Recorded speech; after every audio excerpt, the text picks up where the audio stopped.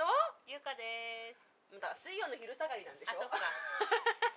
水曜の昼下がりーずはよくわかんないけどだからこういう人がいるからね。だからね、変な人集まってるよって話なんだけど、まあ、それは別のトピックだったんだけど、ゆかがね、なんかね、とってもねいいお話をねしたいっつってるので、それいいと思うのっていうのが、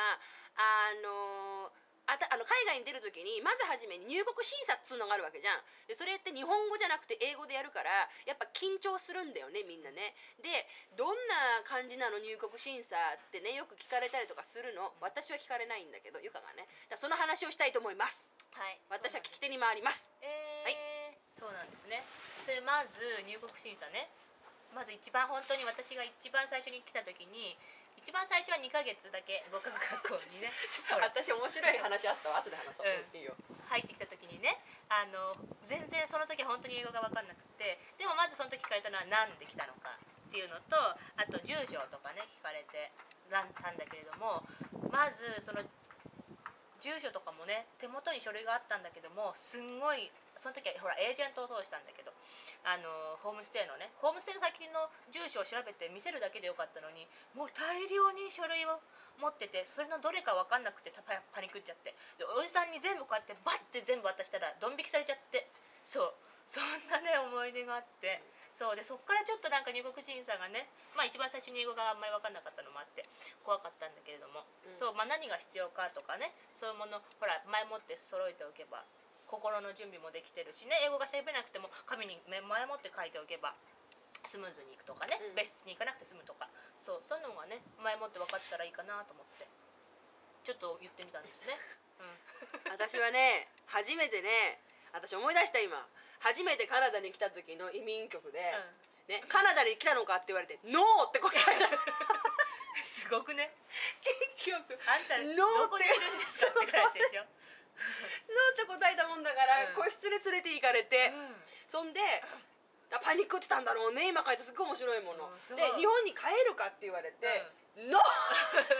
じゃあどこに行きたいんだって話でしょ。そんで何回もカナダに来たのか、ノーって全部そこの質問ノーってしちゃったんだろうね。分かんない。そんで向こうも困り果てて、ずいぶん入ってたんだよな。でも最終的に出れたけどね、その話今しようと思って今ふと気がついたの。そういうことをね乗り越えてきてる追い返されなかったからよかったと思うんだけど、でもねあれだよ、まずはじめに挙動不審にしなければ一番いいことで、特に女の人、移民局のはねタフよ。女の人はねもうチクチクチクチクやってく。で案が男の人の方が何個かポンポンポンって質問して、はいどうぞみたいな感じで通してくれるから、もうこうやって男の人に当たりますようにって祈っとけばいいと思う。でも今ゆかが言ったように、移民局で知りたいことっていうのは実際に違法であなたが滞在するのかしないのかっていうことだから、どこの学校に行くのか、どこに滞在するのか、そこの連絡先はどこなのか、帰る時のチケット、持っているビザは何なのかとか、そういうものをきちんとまとめておけば、もう全然問題なく通れるものだから、まずリラックスして、そんな文章を固く考えなくても、なんていうの、もうサイトシーイングって一言とかね、スタディングでもいいから、もう一言だけで大丈夫だから、そんな完璧にしなくても平気だからね。私みたいにカナダに来たのがノーっていうのもありえるんだから、それでもカナダに入れちゃうから一つ面白い話あるよ。全然面白くないかもしれないけどこの間入ってきた時に、日本人グループのおばちゃんたちのツーリストがさ、隣だったのね、私ここにいてさ、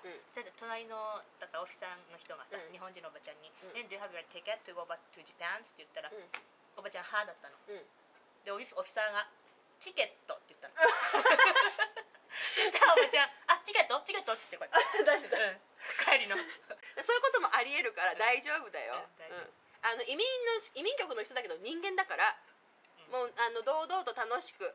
緊張あんまりせずに食われたりとかしないから OK？っていう感じかな。ちょっとしたチップでいいや、ちょっとしたティップでした移民局でね。ってことでまた後ほどレイナとゆかでした。だから水曜の昼下がりかなんかなんでしょ。ということでまたね。またね。